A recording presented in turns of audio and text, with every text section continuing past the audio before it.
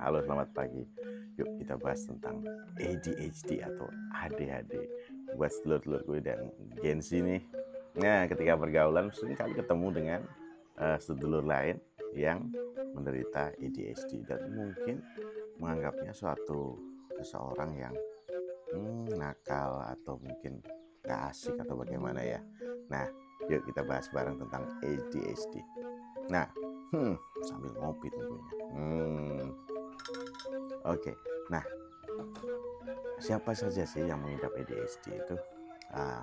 ADHD itu dari segi populasi ada 5% dari populasi seluruh dunia, ada 5%, sekitar 5%. Jadi mungkin dari 100 orang mungkin ada 5 orang yang menderita ADHD. 100 orang ya. Tapi ini untuk laki-laki dan perempuan ini sama saja populasinya. Nah, kemudian sebenarnya saudara-saudara kita, sedulur-sedulur kita yang mengidap ADHD ini seringkali tidak menghilang ketika dia bertumbuh. Dari hasil penelitiannya seperti itu ya. Jadi meskipun dia tambah dewasa, kadang tidak langsung menghilang seperti itu. Terus kemudian untuk diagnosis dari ADHD ini seringkali tertutupi atau timbul bias dengan diagnosis yang lain. Nah, gitu seluruh ya, adik-adik semua ya. Terus kemudian sebenarnya saudara-saudara kita yang mengidap ADHD ini benar-benar karena genetik dan termodulasi atau mungkin terpengaruh oleh pergaulan dan lingkungan sekitar. Nah, sedulur semua ini perlu ditandain ya. Jadi mainly genetics and modulated by environment. Gitu sedulurku. Nah, kemudian lebih dari 100 gen dari ADHD ini terkait dengan yang terjadi pada genetiknya adalah polygenik. Jadi bisa timbul manifestasi yang macam-macam ketika diidap oleh sedulur kita yang menderita ADHD ini. Nah, gitu ya sedulurku ya. Jadi mungkin adik-adik semua mendapati sedulur yang lain itu seakan-akan gak asik gitu ya, atau mungkin kok malesan ya, atau nggak ngerespon ya kalau kita diajak ngobrol, atau dia mau ngomong terus atau bagaimana gitu ya. Nah, mungkin menderita ADHD, tapi tidak boleh mendiagnosis sendiri ya sedulurku semua ya, terutama nih yang lagi banyak mengeksplor nih adik-adik teman-teman Gen Z nih, adik-adik Gen Z nih.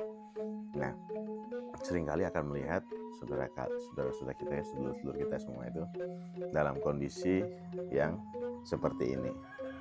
Barangkali ada yang tahu, ada yang ngerti tentang teman-teman kita yang terlihat kurang asik atau kurang enak diajak bergaul ya. Jangan lupa, mungkin mereka ada mental illness yang ya tentunya perlu kita bantu, kita tolong nih. Jadi tidak semua teman yang gak asik itu karena niat mereka sendiri, mungkin secara genetik dia memang seperti itu, satu. Terus yang kemudian yang kedua, environment ketika dia kecil sampai dia menuju dewasa atau remaja itu kurang mendukung, sehingga ya timbul situasi yang gak asik ketika kalian bergaul dengan sedulur-sedulur kita yang mengidap hal ini. Nah, itu sekilas tentang ADHD. Siapa yang mengidap?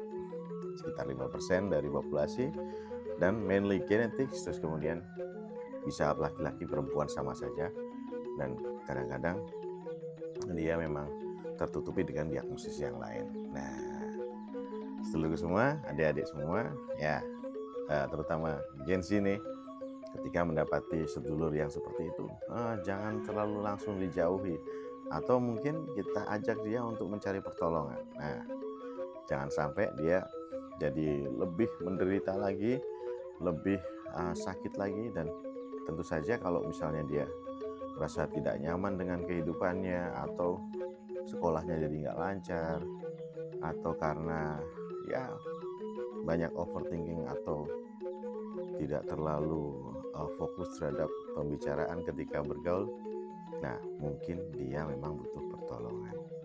Nah, gitu ya. Jadi jangan langsung dijudge, jangan langsung dikasih, oh ini anak nakal nih, susah nih anaknya, sulit nih anaknya, aduh seperti ini nih, anaknya suka gak merhatiin misalnya diajak ngomong. Nah, jangan-jangan dia mengidap ADHD. Nah, gitu sedulurku ya.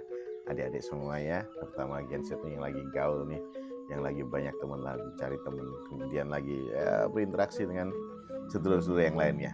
Nah, jangan lupa ketika dia butuh pertolongan, ayo kita bantu supaya sedulur-sedulur kita yang menderita ADHD ini dapat kehidupan yang lebih baik.